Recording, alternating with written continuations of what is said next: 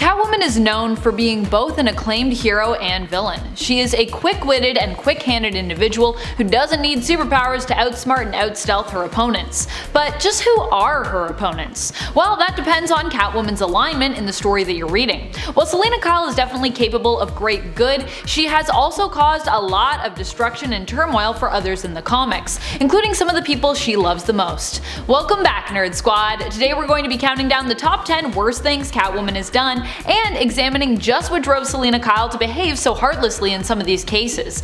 Join me in checking out just how bad this kitty can be. And let's get counting. Number 10. Threaten children with a gun. Okay, Selina was also just a kid herself here when this one happened, but that also makes it almost even worse. While thinking back to how her sister Maggie was tortured and driven insane by being fed pieces of her husband who was tortured and killed by Black Mask, she also thinks back to other times she had failed Maggie. One such instance occurred when Selina stole costumes for her and her sister. She lied to Maggie, telling her the shop owner had said that they could borrow them. What she also didn't tell Maggie was that she also had stolen a gun. The gun was real, and later in the night Selina used it to threaten some kids who were bullies and who were threatening a boy with a knife. Maggie was so upset when she found out her sister had stolen the costumes and the gun, and told Selina they should have asked a grown-up for help, as Selina could have killed someone if the gun went off. Selina dismissed her sister, saying she didn't care if she killed someone. That is cold, Selina. Also, you're just a kid! Number 9. Pickpocket. Selina started out as a thief at a young age. Depending on her origins, she was either forced into stealing for the woman who ran the orphanage she ended up in after her parents' death, or she escaped the orphanage she was mistreated in and turned to a life of theft in order to feed herself. In fact, originally it was because of her youthful attempt at pickpocketing that she ended up working and training with a carnival. And this is where Selina developed her nimbleness, sleight of hand, and gymnastics skills. While she had to pickpocket to survive, it's still not good to steal from people just because you can or you need to. And Selina started down this path of thievery from a very young age. And before we continue on to this next point, just a quick reminder to click that like if you haven't already. It really does help us out here at the channel. Number 8. Humiliated Asriel. During the Night Quest story, Asriel has stepped into the role of Batman, filling in for Bruce after his back was broken by Bane and he had to focus on healing. Jean-Paul Valley can't fool Catwoman though. She recognizes that there is someone else beneath the mask other than her sometimes beloved Bruce. She thwarts the law and escapes Asriel's clutches, shouting to the world as she gets away for all of Gotham and the GCPD to hear that this Batman is a fake. Ooh. That has gotta hurt the ego. Number 7. Making her mark. Back in her early days when Selina was still putting together her costume and learning how to fight, she incorporated claws into it. On one occasion she was inspired when seeing the damage her claws could do, to leave a mark on her victims. Her calling card for a time would then become clawing the face of her enemies. Those who opposed Catwoman and lived to tell about it as such would always be reminded of her by the scars her claws left on their face. Number 6. Hellhound. In issue 36 of the 90s Catwoman series, Catwoman refuses to kill her enemy Hellhound, but instead leaves him tied up in the desert, and all alone. She knows he'll likely escape and doesn't want to kill him. Actually, refusing him death is even worse for Hellhound, who has only ever wanted Catwoman to do just that, to kill him. Hellhound believes if Catwoman kills him, it will actually allow him to be reborn as a true Hound of Hell. Alas, she never gives him the satisfaction. Leaving someone tied up in the desert, too, without any sure means of escape is pretty cruel, even if they are a villain.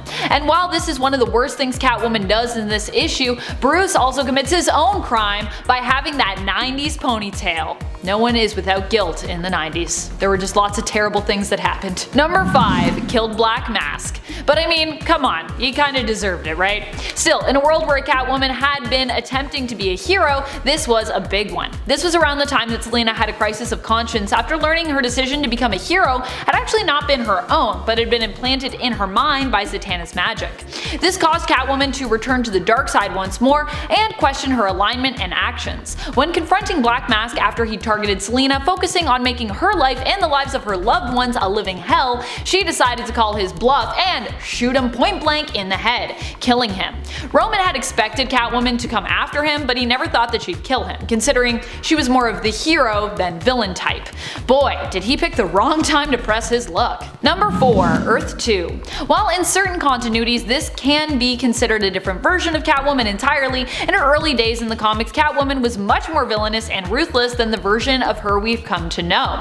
This earlier version of the character would kill those who got in her way without much consideration for the severity of her actions. At one point, she allowed an ambassador to be mauled to death by a leopard. This was during the time when she wore a cat mask to hide her true identity, which honestly was a look. It reminds me of the Cats live action film, which was something. It was an experience. Number 3. Became a crime lord. For a while, Catwoman actually left her mantle of the cat, becoming someone new, though equally if not more villainous at times. In New 52, Selina was revealed to be the daughter of Rex the Lion Calabrese, who was revealed to be at one time one of Gotham's kingpins. Selina reached out for advice after initially rebuking his offer to take over his criminal empire, becoming a mob boss herself. While she was a mob boss, she often looked impeccably good in suits while committing some of the worst crimes, including constant thefts and kidnapping. However, at least Selina was originally drawn to become a crime boss for good reasons. She believed that Gotham needed a sense of order and sought to stop some of the overt gang violence by seizing control. Number 2. Making out with Nightwing. During a heist, no less. Also, Catwoman's depiction in this whole issue of Nightwing is something. It's very interesting. One of the most talked about shocking moments within issue 52 of Nightwing Volume 2 is when Nightwing and Catwoman have a makeout session, which obviously Selina instigates. This also happens in the same issue where she has a dream about being married to Batman. Ew, Selina, that's like making out with your adopted son. You just had a dream that you were married to Batman. What are you doing? Don't do that. Stop it.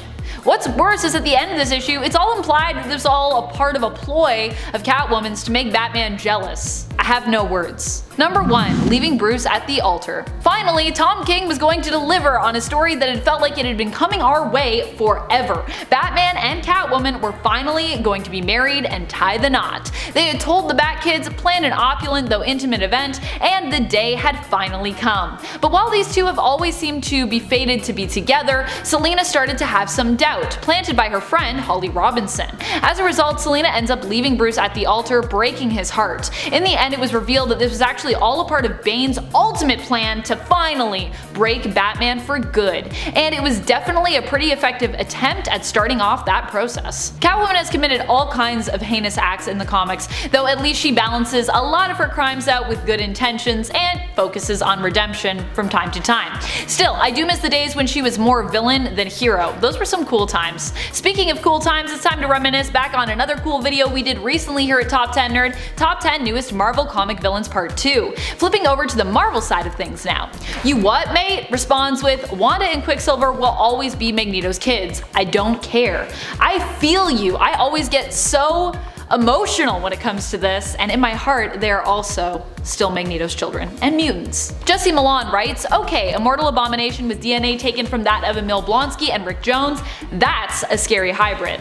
It certainly is a scary hybrid, especially if you're the Hulk and you're like, no, my friend Rick Jones. Oh, so heartbreaking. Dad's free time classic gaming comments, that background makes me think is she about to go Super Saiyan. Which background? The whooshing background? Put it behind me now. I'm gonna go Super Saiyan. Ah! That's what I would look like if I went Super Saiyan, but like imagine it with my hair on fire. Matthew Murray shares, the Pets of the Evil Masters has me wanting to see a limited series. Sounds like someone has a bit of a crush on Jonathan Majors. Amanda?